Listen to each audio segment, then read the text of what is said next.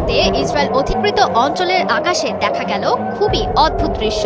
একটি বড় জ্বলন্ত অগ্নিগোলক, তার চারপাশে ছোট ছোট অসংখ্য আগুনের বল আকাশ থেকে নামছে ইসরায়েলের ভূখণ্ডের ওপর। এই দৃশ্য গোটা পৃথিবীতে চাঞ্চল্যের তৈরি করেছে।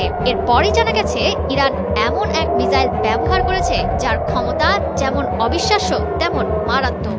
ইরানের এই মিসাইলে ব্যবহৃত হয়েছে ক্লাস্টার মিউনেশন প্রযুক্তি। ইরান আগেই জানিয়েছিল তারা এমন কিছু ব্যবহার করবে যা আগে কখনো দেখা যায়নি। তার প্রথম ঝলকই বোধহয় দেখা গেল সোমবার রাতে। এ ধরনের মিসাইল ঠেকানোর সক্ষমতা প্রচলিত এয়ার ডিফেন্স সিস্টেমের খুবই কম। ইসরায়েলও পারেনি ঠেকাতে।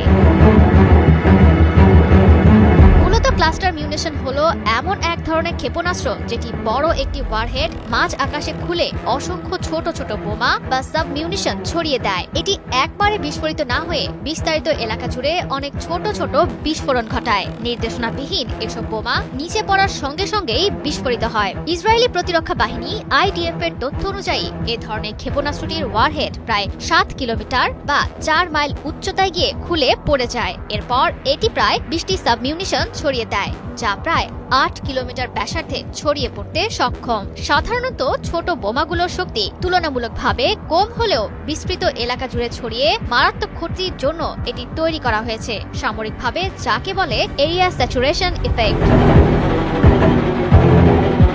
সোমবারের আঘাতকে কেন্দ্র করে অনলাইনে ছড়িয়ে পড়া একটি ভিডিও ফুটেজে মধ্য ইসরায়েলের আকাশে দেখা মেলে ক্লাস্টার মিউনিশন ক্ষেপণাস্ত্রের। ইসরায়েলি গণমাধ্যমে প্রকাশিত তথ্য অনুযায়ী ক্ষেপণাস্ত্রটি হামলায় ধসে পড়েছে অন্তত 4টি অ্যাপার্টমেন্ট ভবন। ধারণা করা হচ্ছে আশেপাশের একটি আশ্রয় কেন্দ্র ভেদ করে ক্ষেপণাস্ত্রটি ঢুকে পড়েছে।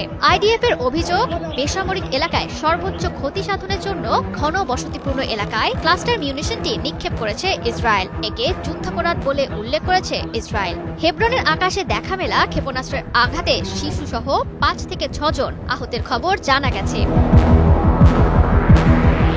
তবে অনেক সময়ই এর সাব মিউনিশনগুলো বিস্ফোরিত না হয়ে মাটিতে সক্রিয় অবস্থায় থেকে যায়। পরবর্তীতে এগুলো সৃষ্টি করে ল্যান্ডমাইনের মতো দীর্ঘমেয়াদে প্রাণঘাতী ঝুঁকি, যা সাধারণ মানুষের জন্য খুবই বিপজ্জনক। আন্তর্জাতিকভাবেও নিষিদ্ধ ক্লাস্টার মিউনিশন ক্ষেপণাস্ত্র বেসামরিক মানুষদের জন্য ক্ষতির কারণ হলেও ইরান এবং ইসরায়েলের কেউই ক্লাস্টার মিউনিশন নিষেধের পক্ষে নয়।